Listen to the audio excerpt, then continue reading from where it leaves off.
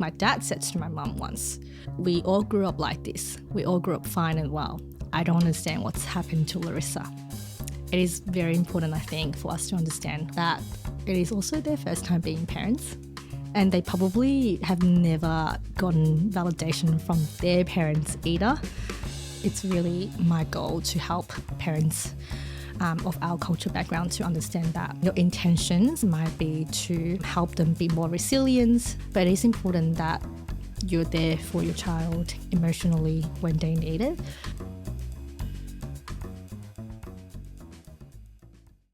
Hi everyone. Today we're talking with my PhD supervisee, Larissa Qiu. Can you believe, everyone, that I am a PhD supervisor? I can't believe it myself. Anyway, Larissa is a first-generation Chinese international student and provisional psychologist undergoing clinical training in the clinical psychology PhD program at Monash Uni.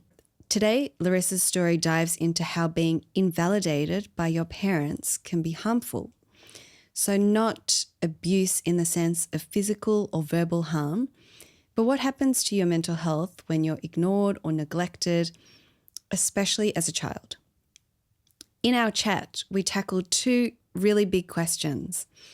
Should we accept invalidation as a cultural norm of Asian cultures, or is it harmful to our development and something that really needs to be addressed? For Larissa, invalidation contributed to her experience of borderline personality disorder, which you'll hear can be really damaging for relationships, for work, for anything really. But you'll also hear straight away that Larissa's an incredible researcher working at Monash Uni and just like a really fun and charming person. And she will share how she overcame some really big challenges in her life to get to where she is today. I learned a lot from this convo, and I know you'll learn some really great strategies to help you work through some childhood pain. And for the parents out there, perhaps learn some parenting tips too. Welcome to the Asian Mental Health Podcast, brought to you by Shapes and Sounds.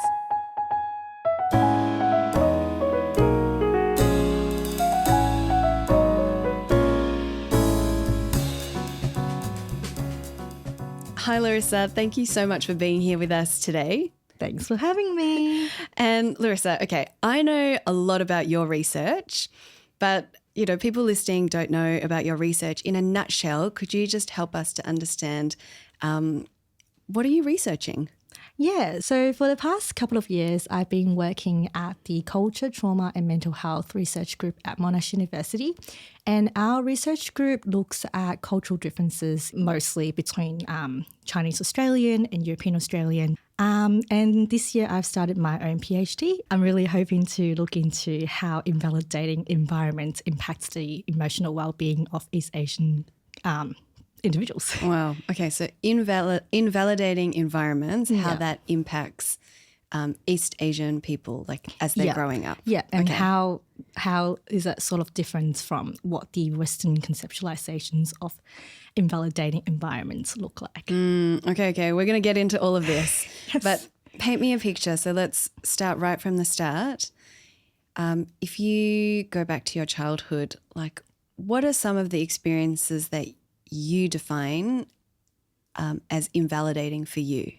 Yeah, so when I think back to my childhood, I think about my schools and my parents.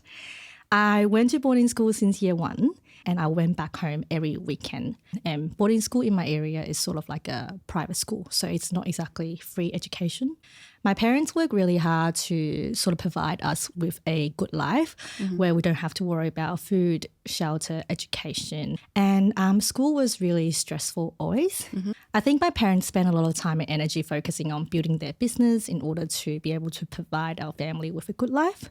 But they never really pay attention to my feelings, what I do, my needs, my well-being growing up. My parents took academic achievements quite seriously as well, but they didn't really engage beyond that. For example, one of my old childhood friends used to get sent to weekend tutoring school every weekend for at least like one day a week. And I thought to myself, thank God my parents didn't do that. But then I also thought, wow, but at least her parents actually seems to care. Like in my family dynamics, the environment was quite like emotionally restrained. It wasn't a place where my experiences and my emotions were really talked about or seen. When negative emotions are shown, it is always discouraged. When I'm upset, I always have to try my best to suppress that, hide it without physically making it visible. Because when I actually cry, my parents would be like, what's the big deal? Why are you crying over such small things? And another example is that when there was one time I accidentally dropped an ashtray on my feet because they were upset over me not being able to do something really simple. I started crying because an ashtray dropped on my feet. It hurts. And it hurt. Yes. And they kept saying, why can't you do such small and simple thing? Why are you so clumsy? I think that's such a phrase for like at least Chinese family. Why are you so clumsy? How hard is it? Why are you crying? Stop crying. Their criticism just like continued until I found out that my feet were actually covered in blood because the ashtray was actually made from ceramic. So they had to take me to the hospital, and that's when they stopped criticizing me. But yet there's not a single, are you okay? I'm sorry. Did you ever see your parents cry? No. Actually, no. Did you That's see them? such a funny question. Did you ever see them, what about like laugh? They do laugh. Yeah, they do laugh, but they don't cry. Angry? Anger? Oh, yeah. Angry.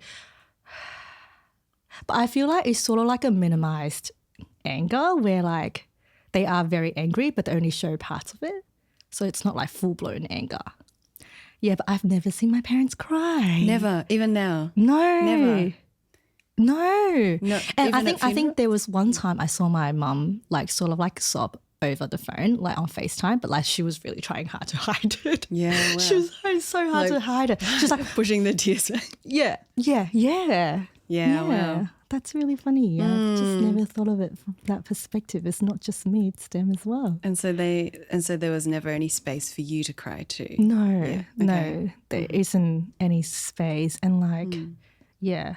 And it's not just that as well. Like, I feel like my parents also never gave me compliments. I've never been praised for doing well at school, never praised for how I look, never praised for all my achievements overseas in Australia.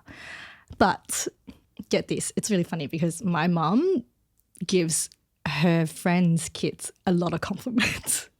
Okay.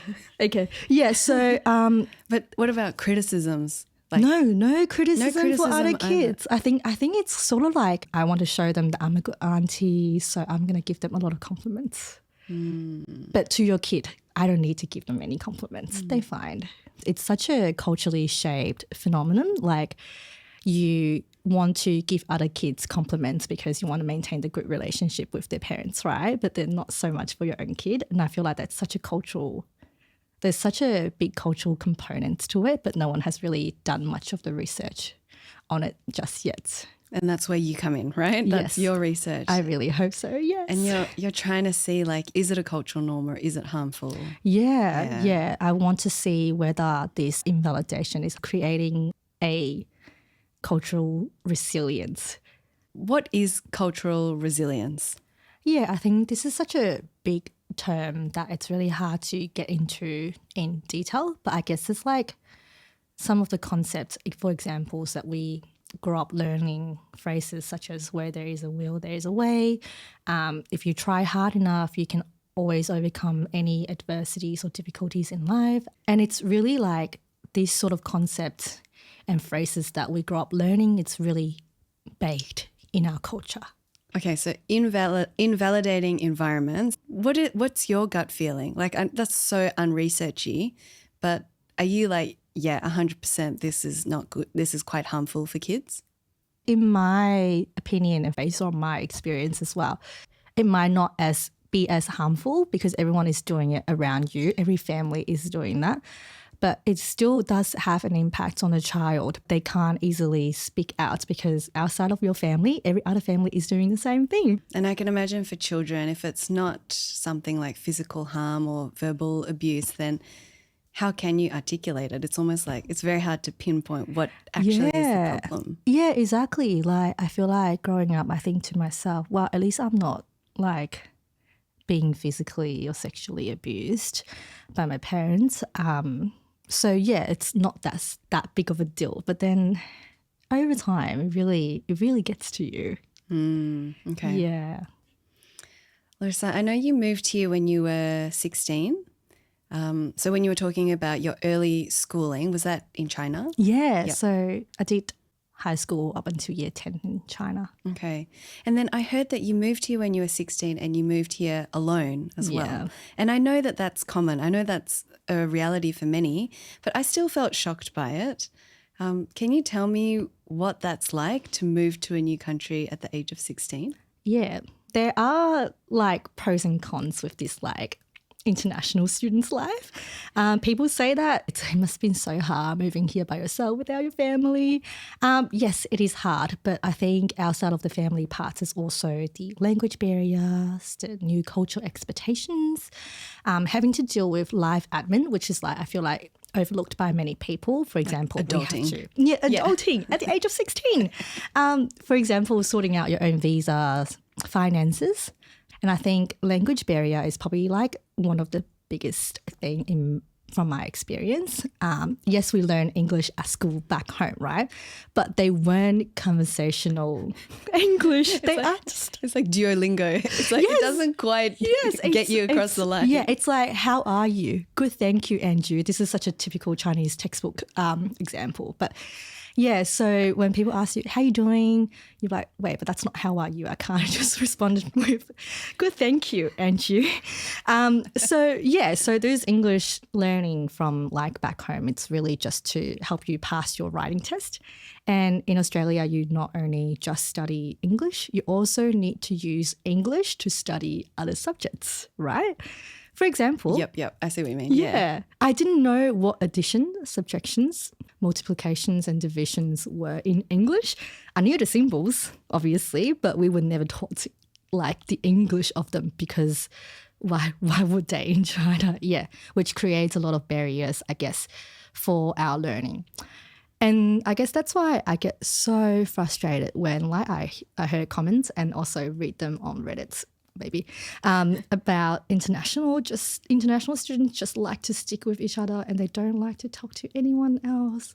Well, first of all, we face a lot of language and culture barriers. It's most likely that we don't understand what you're saying a lot of the time at the first go, and we don't want to trouble you to have to repeat it multiple times. And we also do not watch AFL or Love Islands. Because no one ever introduced the pop culture to us. Like before making the comments, maybe just ask yourself, did you create a comfortable environment for the international students to engage in your conversation? Yeah, 100%. It's not like, oh, we can't engage them. But they always just stick to themselves. But it's more like, did you create a place where they felt interested to join in as well, right? Yeah, exactly. And they feel comfortable and they feel like they're not being a burden in that like social dynamics when they join in as well. Because, yeah, I guess like just putting it into perspective, if you were to go on exchange to a foreign country, right? Like if you can't speak the language very well and the locals aren't exactly the most welcoming to include you in conversation because of these barriers, would you rather stick with someone that you can speak more freely with? Yeah. Or would you rather actually go challenge yourself and just stick yourself into that environment that's not really welcoming? Did you find that most of your friends group were then other international students and Chinese international students? Yeah. I think the international students actually hang out with each other, not just the Chinese on our own. It's because they don't, like everyone is new to the country and everyone don't talk about like AFL and Love Island. So and people are more understanding of each other's language. So yeah, yes, international students do stick together, but it's not just the Chinese students sticking together, just the Vietnamese students sticking together. We also overlap quite a bit because people are more understanding of each other's experiences. And I think that's really beautiful. Yeah, it definitely is. Yeah. Was it difficult? Was it a difficult experience or was it just like, oh, I'm a kid, I'm growing up? Like, was it hard? It was really difficult. I think especially if you want to get involved in the Australian culture. I think when I was in high school, I didn't really speak to anyone because I was always like so scared that my English was not good enough. I think someone once told me that my English is really bad because I didn't understand what PIN means, like PIN, because at school you get taught password, Oh, yeah. but not PIN. So I didn't understand what that means when I was trying to top up my Mikey. So yeah, it was quite, I think, damaging to people's self-esteem as well when you like actually really want to fit in, but you can't because of all these barriers. And the language barrier in particular. Like language and the culture barriers, And it's funny like that, isn't it? It's like tiny little words that when you don't know it, it's like you're so foreign, even if you do speak English. Yes. Like, and it's funny because repeating that word, exact same word again, it's not going to help me understand it. And saying that word slowly or more loudly is not going to make me. It's like peen. Yeah. No, I don't get it. If I don't get it, I don't get it. Maybe try another word. The thing that you put in when you put your bank card into the ATM machine. And then you're like, oh, password. Yeah, password. I know password. I know password. Yeah. Like, are you saying that my English is bad? I mean, I just don't know the variations of words.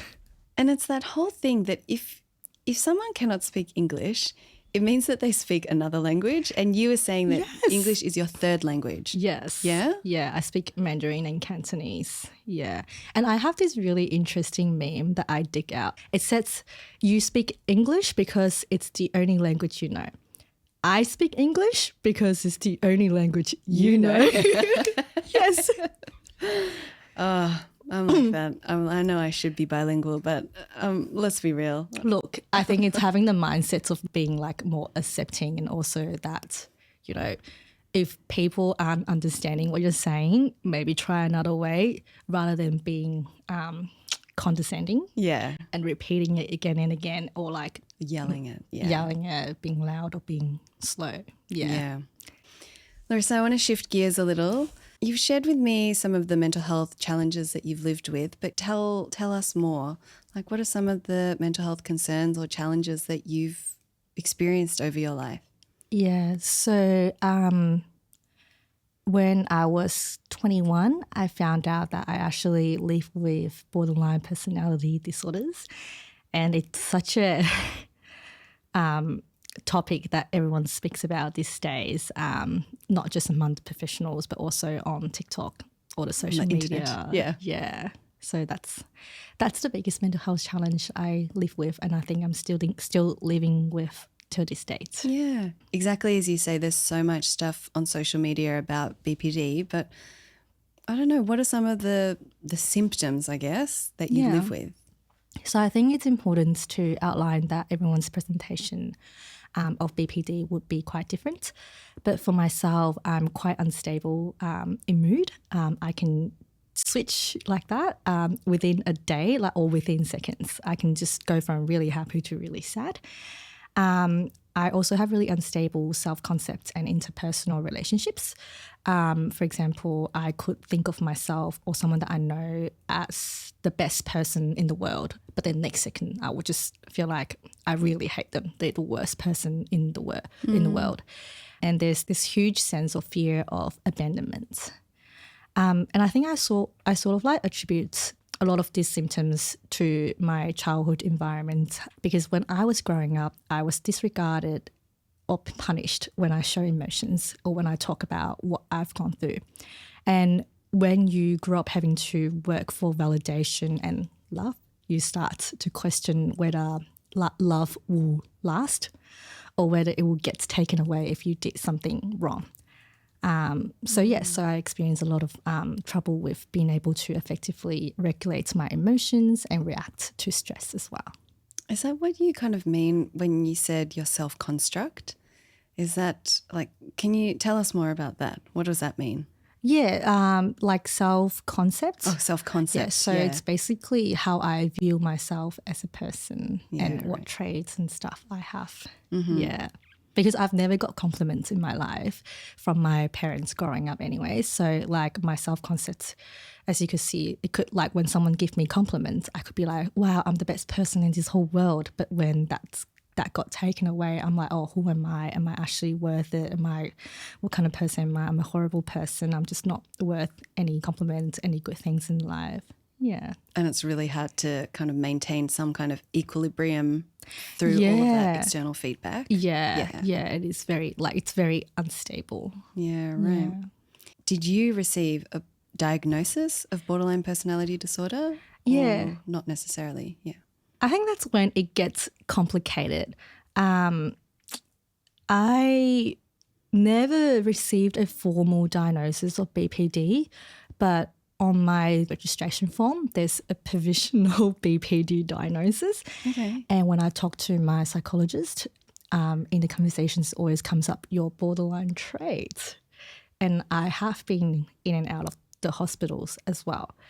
And that's something also very funny in the clinical world as well, that there's a lot of debates on whether clinicians should or should not diagnose BPD. I think that's because of the really stigmatizing label of BPD. BPD is not the most favored presentations that clinicians would want to see because of a range of the symptoms associated with the instability. That's an interesting point. I have a question about that. Yeah. Like, do clinicians not want to give out a BPD diagnosis for the sake of the person or for the sake of themselves and their formulation? I don't think it's for the sake of themselves, but more for the sake of the person, because it's such a stigmatizing label, and the person who has a label of BPD might get rejected from treatments from like other people because no one really love to work with people with BPD. Yeah. Why is it so stigmatized? I think it's the instability natures of BPD. Sometimes I think people could think of the clinicians as the best clinician in the world, but they could also think of them as the worst clinician in the world. And there's also a lot of suicidal attempts, ideations, and also non-suicidal injuries within the BPD community as well. So that's also more difficult to work with. People with BPD also live with a lot of shame and guilt. And when you're exhibiting these symptoms, you question yourself, what's wrong with me? And without being able to understand that this is actually a valid mental health conditions that's shared by other people as well, it can be quite detrimental to a person's self-image. Yeah, so it's like, it's good to know. It's good to be like, oh, there's a name for this, or this is something that exists. Yeah, I think that's my perspective. I guess that's a lived experience person's perspective. But if I have a clinician's hat, that might also be different. Yeah. Yeah. I feel like your lived experience is more important. I'd agree. Yeah. Well, on a serious note, I don't know why we just suddenly got really happy. But, Thank you. Did you take medication, or I know that there are different kind of therapeutic interventions, but what did you do?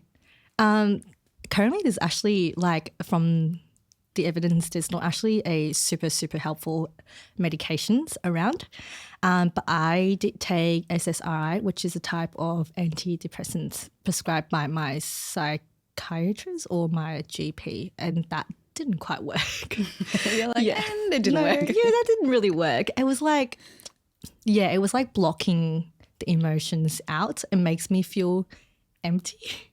It makes me feel like, oh, they're there, I'm here, there's a block in between. I don't know how to I don't know how to explain that. But you know that they're there. Yeah, the emotions is there, but I'm here.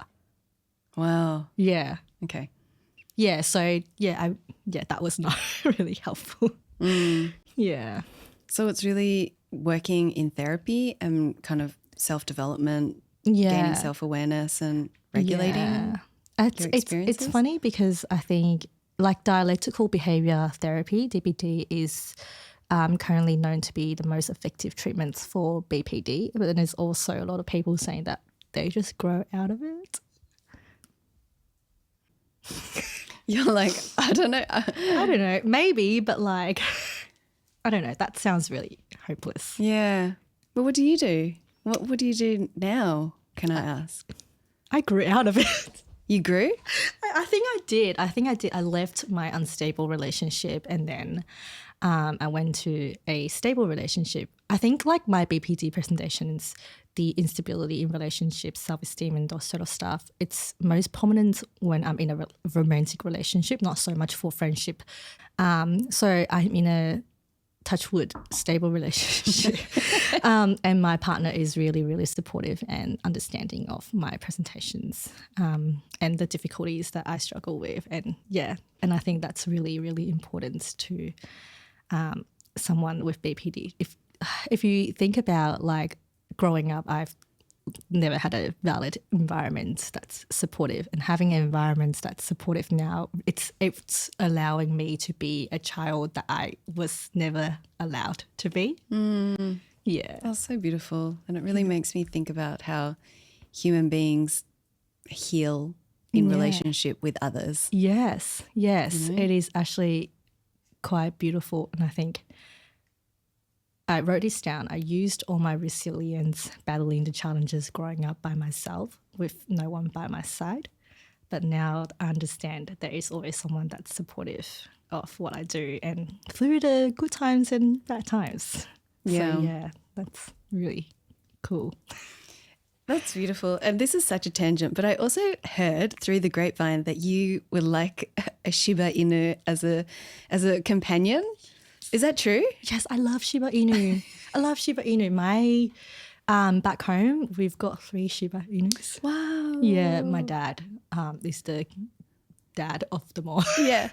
Okay, well, I'm going to tell you that having a Shiba is like the most it's like such an interesting way to learn about relationships. Yes. Because they're so weird. And God. they're not there for you, you know? They don't exist for you. Wow. They exist for themselves. So it's like, so it's taught me a lot about relationships too, like about how much I lean on other relationships to take care of myself. Whereas my dog, I literally say, Hugo, I'm so sad. Like, don't you want to talk to me? I'm so sad. And then like he'll just walk away. He doesn't quite get it yet. He doesn't get it, yeah. He needs to go into a postgrad training. Same as me, like, I think. You're going to have one beautifully supportive partner and then like this like other being that will teach you other things about Yeah, and that's so interesting because like, yes, we talk about support networks in our culture. The thing that comes up most like at the forefront of our head is family support. But it doesn't have to be family support. It could be your friend, it could be your volunteering group, it could be Hugo, a dog. Yeah. So I think that's a really important like message for people that, you know, it's okay if you don't have a perfect family dynamics that you can lean on. There's always, you know, others out there.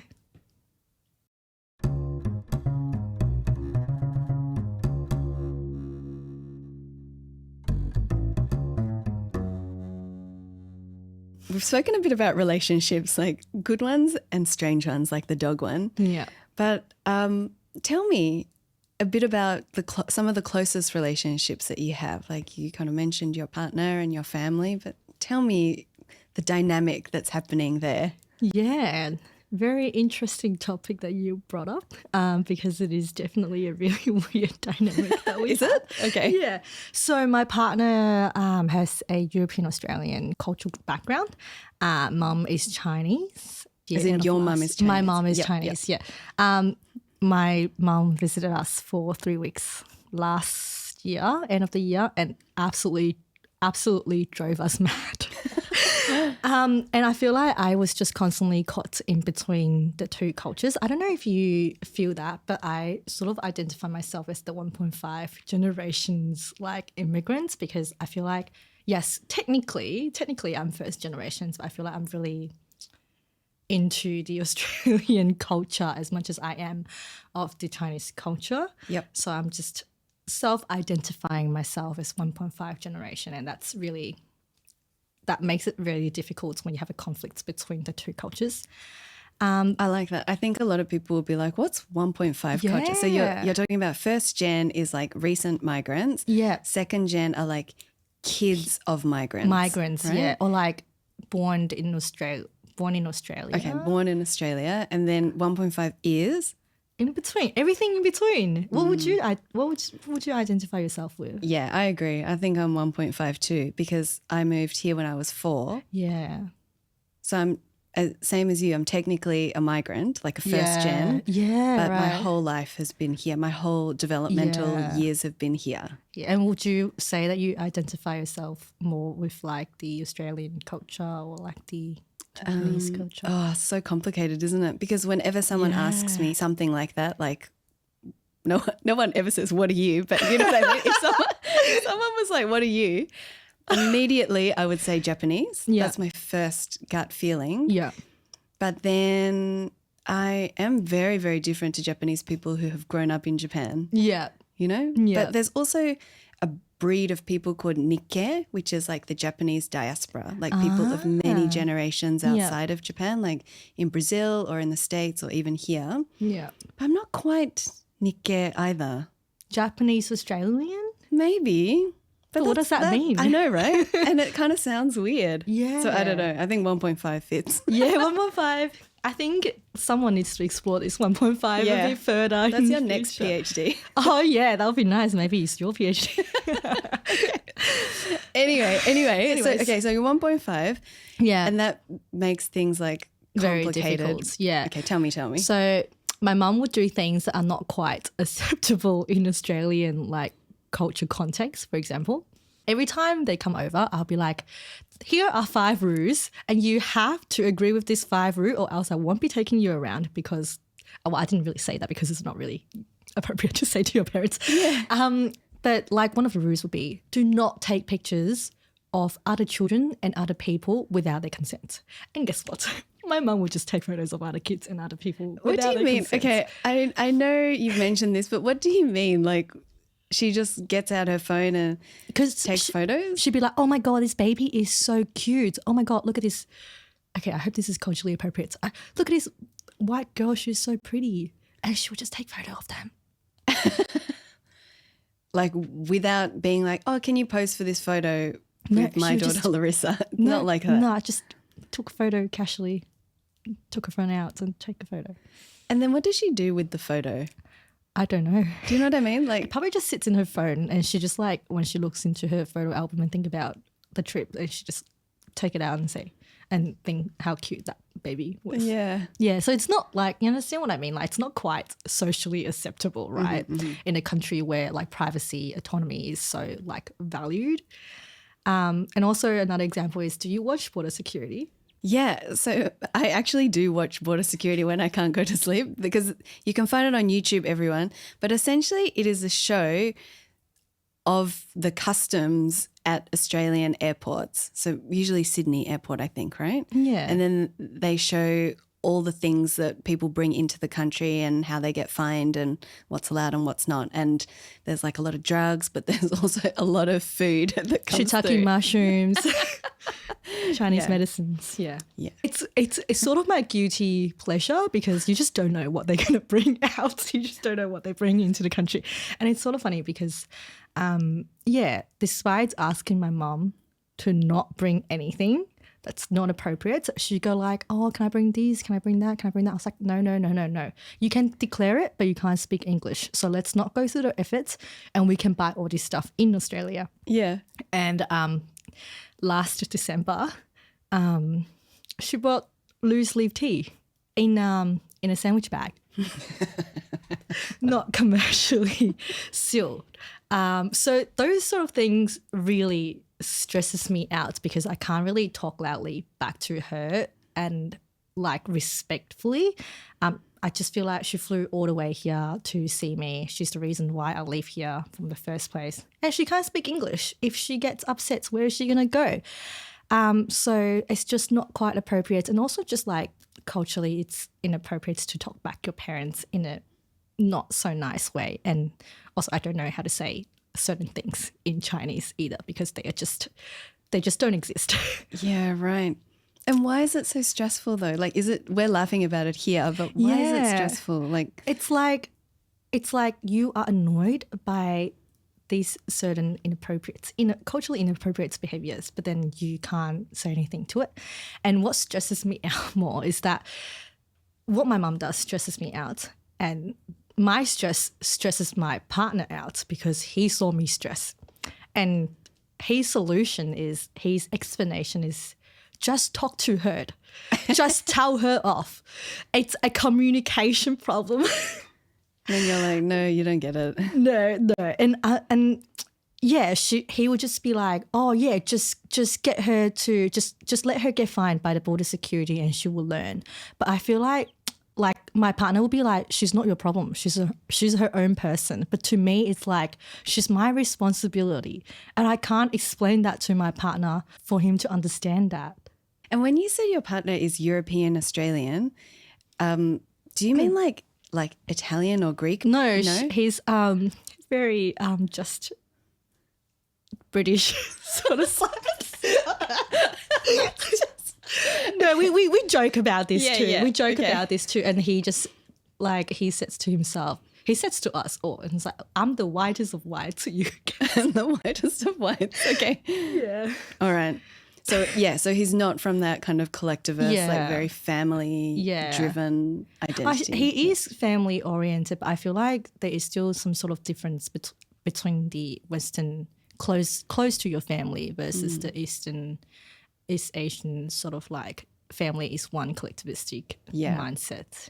Yeah. And then what is your job then? Like just continually like trying to bridge these differences? I sort of don't bridge it because I know that my mom is only staying for 3 weeks. So I took the stress from my mom and I took the stress from my partner and I just suppressed them until she left. And then where did the stress go? It went to a psychologist. That's why we have therapy. Yeah, that's why we have therapy. That's why we've got culturally responsive therapy. Yeah, hopefully. Hopefully, yeah. And was that therapy helpful? Was in like just to be able to talk it out? And I think one session, I only had time for one session, and then I sort of just dealt with it myself after because it was not that stressful anymore as time goes past. So yeah, no, that didn't really find it quite helpful with therapy with one session, yeah. And that's definitely my own problem for not pursuing further with therapy. It's a lot to carry though. Yeah. The stress of your partner, the stress of your mum, your own personal stress, and then just like having to carry it all until 3 weeks is over. Now I've got time to go and seek help. Yeah, exactly. It's not like I can't see a psychologist when my mum is here or else she would start asking questions that I very much avoid talking about with her, like emotional problems, psychology, psychiatrist, so that sort of stuff. I like to not talk about that with my family. So yeah, I will have to wait till she went home. Yeah. If you don't mind me asking, like, what is it that makes you not want to talk about these things? Or like, you know, even going back to BPD, do they know about things like this? I think it just feels uncomfortable because you talk about it, but what next? Are they going to, what supports are they going to give you? They just be like, just be tough. That's my assumption. Obviously, they haven't said that. They'll just be like, just be tough. What's the big deal? And I think I said that to my dad. I told him that I have BPD and his response was, I think you're just a little bit sad. So, yeah. Yeah. So then you're like, yeah, why then get more stressed and more angry and more upset? Exactly. Yeah. Thank you. Yeah. So that acts as another source of stress. Why would I go into that? Yeah. Yeah.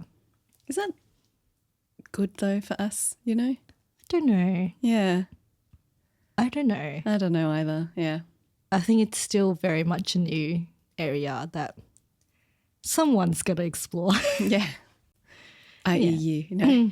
No, but that's always my question too. It's like I think there's the stress of talking about things and what happens then and what kind of conflicts occur within the family and the tension. Yeah. But then also that sadness of you're alone in it then. Yeah. You're alone in your experiences and who supports you. And like obviously you've got your partner but you know, I don't know. But that's the thing, like it makes me very jealous when I see a happy family because I was like, wow, like this is how you grow up and this is what it can be like. I guess that's the reason why I also want to go into this PhD topic, so that maybe if we know more about it, whether it's good or bad, and we can feed that back into the next generations of parents, and then we can let them know that, maybe invalidating your kids' emotions, experiences is all as detrimental as other, more visible abuses, and maybe we should stop it in these generations. And it's really my goal to hopefully help parents of our culture background to understand that, yes, you are providing your kids with all the essentials and your intentions might be to help them be more resilient, but it is important that you're there for your child emotionally when they need it. Don't disregard their feelings. Don't punish their experiences. You don't need to explicitly tell them that you love them. I know that's really, really difficult for people from our culture backgrounds. But once upon a time, we were all just kids. It is very important, I think, for us to understand, well, for myself, to understand that it is also their first time being parents, and they probably have never gotten validation from their parents either. My dad said to my mum once, and my mum said this to me. He said, we all grew up like this. We all grew up fine and well. I don't understand what's happened to Larissa. I think a lot of kids hear that, don't they? Like, well, the parents say, well, I grew up like this, so why doesn't it work for you? Yeah. But I think it's like the world is so different now. Yeah. It's like so different. And one, you're in a different country now too. Exactly. So that's different. Yeah. But also like everything is different. And we are really different to boomers whose parents like their parents are post-war. Yeah, exactly. So then like it is very, very different. Yeah, right? like the priority is no longer having a shelter, having a safe space to live. It's no longer being able to provide food for ourselves. Nowadays, we're moving towards more of a also emotional needs as well. Yeah. Yeah. Where do you sit with everything now? Final thoughts, I guess, is what I'm asking. Like, I'm sure a lot of people resonate with your story and they're like, what should I do? Or how do I actually deal with tomorrow? Yeah. So I think learning about BPD and understanding what it is and how we got to the point where we are was really helpful to remind myself to be gentle to myself, and also like be understanding of how I feel and why I feel the way that I feel. While my past was written with like my parents' involvement, I can still write the future myself. And I guess seek help from supportive others when things get tough. And it's okay if that's not your family. Yeah, well. And get yourself a dog. Oh yeah, don't cut that in. Get a dog. And get a dog, yeah. That's fantastic. Definitely. Get a pet, but make sure you really like take care of the pet too. I don't like people that get dogs and then get rid of them. Make sure you are the responsible one and you're learning from that relationship. Oh yes, yeah. And don't rely on the dog. Don't rely on the dog. Set the boundary. Set a boundary. Yep. Done. Sorted. Okay. Oh, that's funny. But on a serious note, everyone, Larissa's very funny, as you can hear, but she's a serious research person. And if you want to know more about Larissa's research, head to the Monash Culture, Trauma and Mental Health Group website. We'll link it all in the show notes. And all the publications are online as well, and your PhD will start to get published over time. But everyone, thanks for joining us. You can find us on Instagram and LinkedIn at Just Shapes and Sounds. Please subscribe and leave us a review on your favourite podcast app. Doesn't matter where it is, because doing so really helps other people to find us. And download this episode for offline listening. There's a lot in here, so please download it. And most importantly, please share this episode with your friends, because word of mouth is what really helps to destigmatise mental health in Asian communities. So thank you, Larissa. Thanks for joining me here. Thanks for having me. So great to chat. The Asian Mental Health Podcast is a production from Shapes and Sounds, and it's made on the lands of the Wurundjeri Woiwurrung people of the Kulin Nation. This show is hosted by Asami Koike, Marcus Lai and Oscar Abe, and produced by Yo Chun. We're proudly supported by the Victorian Department of Health's Diverse Communities program. All thoughts and ideas you hear are independently ours and our guests.